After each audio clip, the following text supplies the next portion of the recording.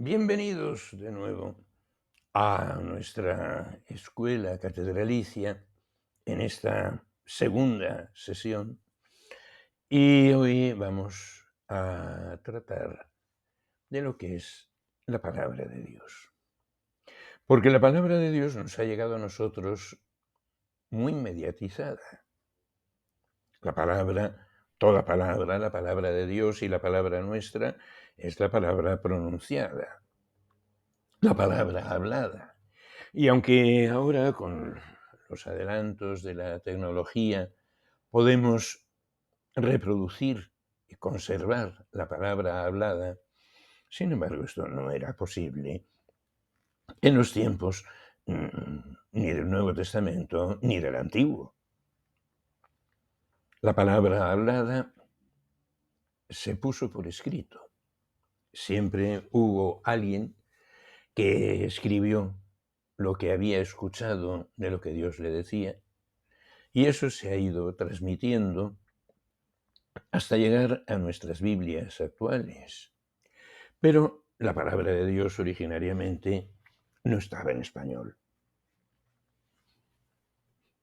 Y la palabra originariamente comenzó cuando todavía no se había inventado, no se había introducido la escritura. Lo más antiguo que nos ha llegado a nosotros de la palabra de Dios está en el hebreo, algo en arameo. Después se tradujo todo lo que estaba en hebreo, se tradujo al griego. Después se tradujo al latín.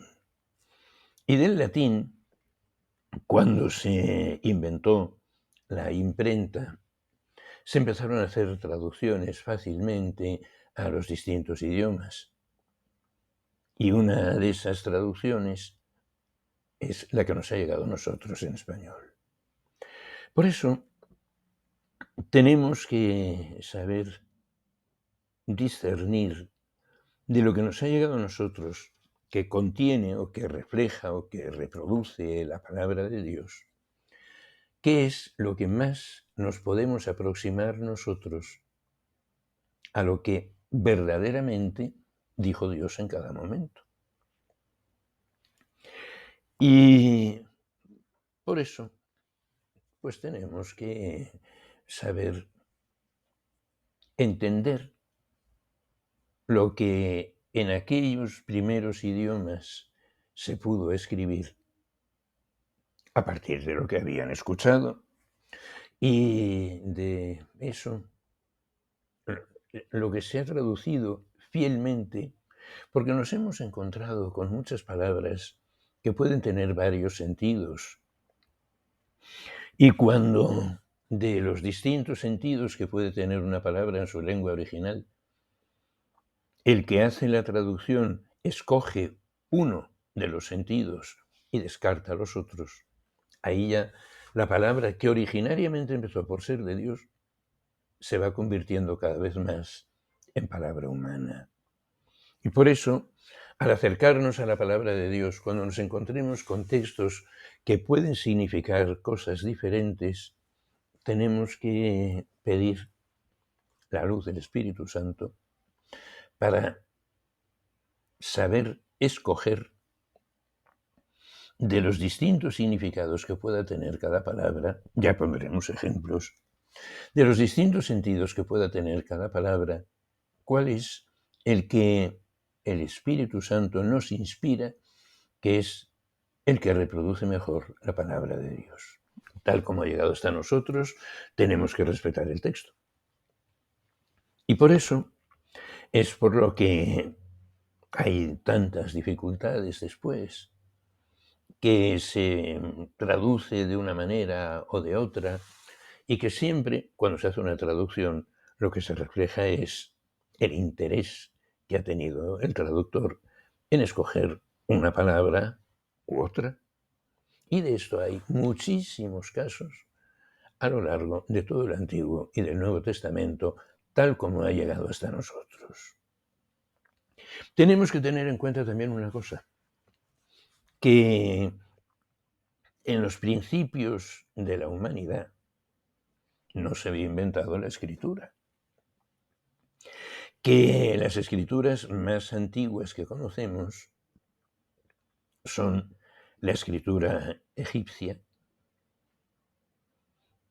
que cada signo escrito representa una idea. Estamos regresando ahora a una cosa tan antigua como la escritura jeroglífica, con los emojis estos, que cada dibujito significa una idea diferente.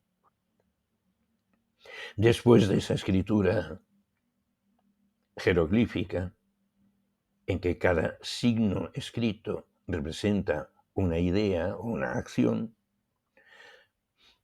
vino la escritura que en Mesopotamia se llamó cuneiforme, en la que cada signo gráfico, grabados en unas tablillas de arcilla que luego se calentaban y se endurcía el barro, y así se han conservado maravillosamente escritos y escritos y escritos de la antigüedad, cuando se ha podido interpretar el significado de cada uno de esos signos grabados, se ha descubierto que cada signo grabado representaba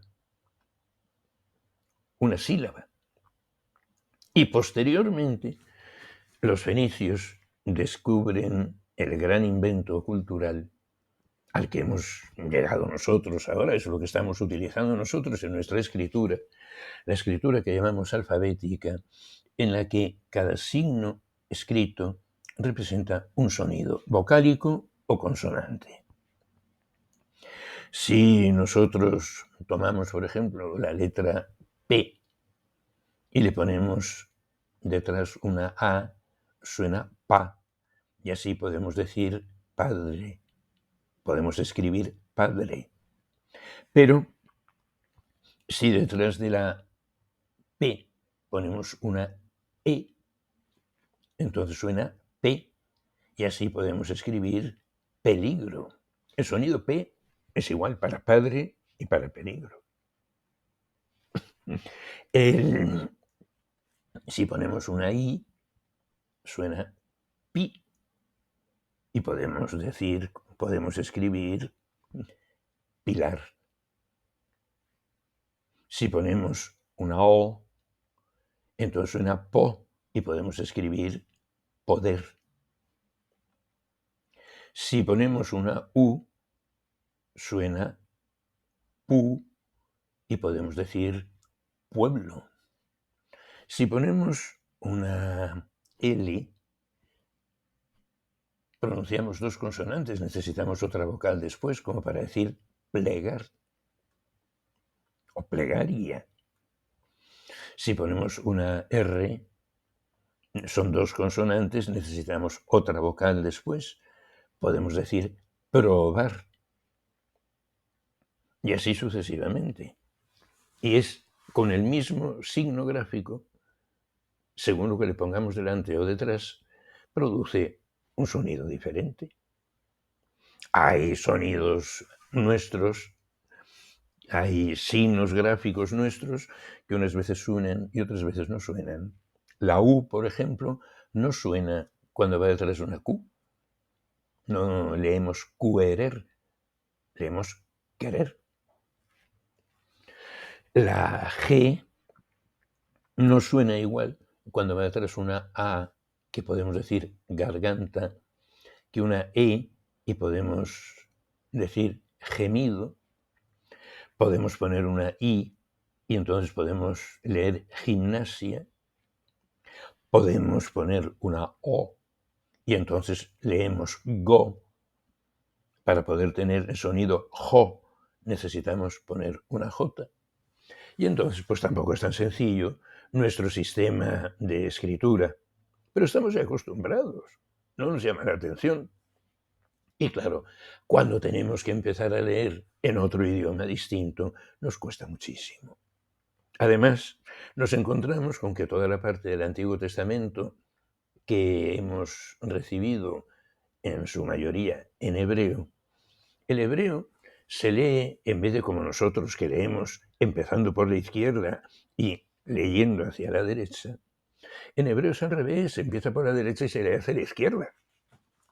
Y entonces nos encontramos con esas dificultades de que eso que se ha escrito en hebreo solamente se pudo escribir cuando los israelitas llegaron a la tierra de Canaán y se encontraron, ya después de Moisés, en tiempos de Josué, y entonces se encuentran con el invento que tenían los cananeos, que lo habían copiado precisamente de los fenicios, que era la lectura alfabética.